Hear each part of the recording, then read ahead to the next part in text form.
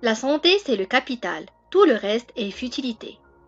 Avant de commencer cette vidéo, merci d'activer votre abonnement à notre chaîne si vous ne l'avez pas encore fait.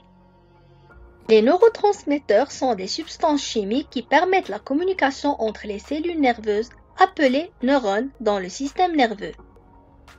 Ils jouent un rôle essentiel dans la transmission des signaux électriques d'un neurone à l'autre, ce qui permet le fonctionnement normal du système nerveux. Parmi les neurotransmetteurs les plus connus, on retrouve les endorphines, la dopamine, la sérotonine et l'anandamide. Ces neurotransmetteurs jouent un rôle essentiel dans notre fonctionnement neurochimique, influençant notre humeur, nos émotions et notre bien-être en général. Et c'est ce qu'on va voir dans cette vidéo. Les endorphines. Les endorphines sont des neuropeptides opioïdes endogènes, c'est-à-dire des peptides agissant comme neurotransmetteurs produits par le corps. Les endorphines sont produites par le cerveau et sont responsables de la réduction de la douleur et de la promotion d'un sentiment de bien-être, voire d'euphorie. Elles sont libérées en réponse à diverses activités, telles que l'exercice physique, la méditation, le massage, les interactions sociales positives et même le rire. Les endorphines procurent un effet analgésique naturel en agissant sur les récepteurs opiacés sans toutefois être chimiquement apparentés aux composés de l'opium. Une prise prolongée des opioïdes ou des morphiniques dans un cadre licite, c'est-à-dire sous prescription médicale ou illicite dans le cadre d'une toxicomanie, peut inhiber la sécrétion naturelle de ces endorphines. En faisant de l'exercice physique, la fabrication d'endorphines peut être augmentée jusqu'à 10 fois la quantité normale.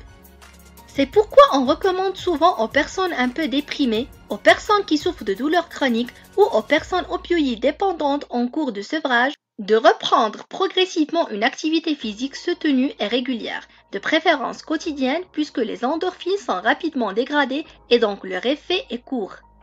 La dopamine. La dopamine est un neurotransmetteur essentiel synthétisé dans les neurones à partir de la tyrosine. Un acide aminé qui se trouve en abondance dans les viandes, les poissons, les œufs, les produits laitiers, les légumineuses et les noix.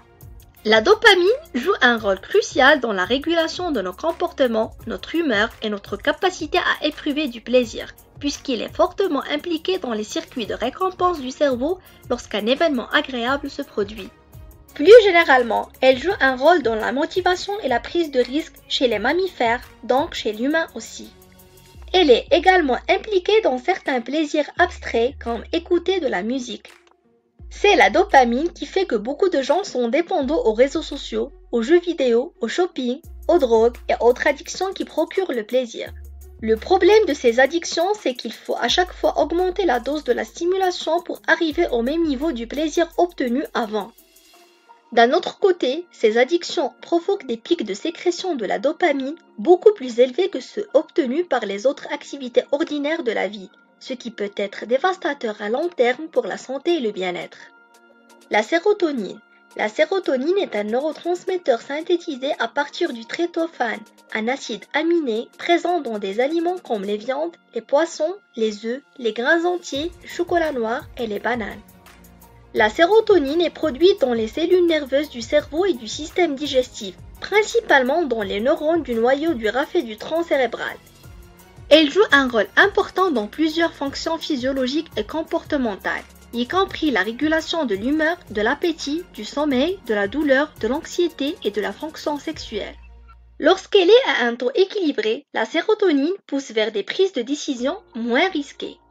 Elle est donc indispensable à la survie des mammifères dans l'être humain et a un effet antagoniste à celui de la dopamine qui favorise, au contraire, la prise de risque et l'enclenchement du système de récompense.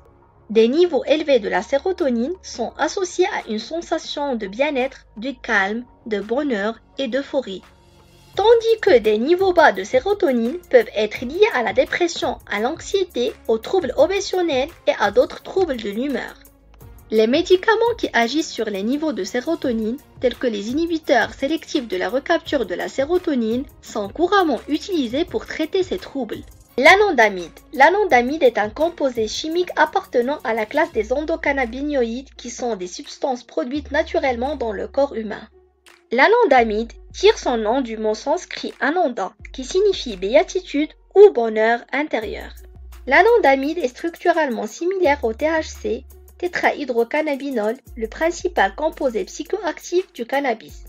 Elle est considérée comme un neurotransmetteur lipophile, ce qui signifie qu'il peut traverser facilement les membranes cellulaires et agir en se liant aux récepteurs cannabinoïdes, principalement aux récepteurs CB1 et CB2.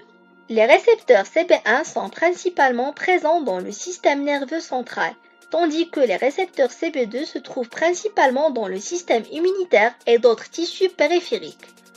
En plus de son rôle dans l'analgésie centrale, l'anandamide joue un rôle important dans la régulation de divers processus physiologiques, tels que la modulation des émotions, de l'humeur, de l'appétit, du sommeil et de la mémoire. En conclusion, les endorphines, la dopamine, la sérotonine et l'anandamide sont des neurotransmetteurs importants qui non seulement impactent notre bien-être général et régulent nos émotions, notre humeur et notre santé mentale, mais qui représentent également une véritable pharmacie interne contre la douleur, la fatigue et la dépression. Comprendre ces neurotransmetteurs peut nous aider à adopter des habitudes de vie saines et à prendre soin de notre santé mentale. Merci, à bientôt.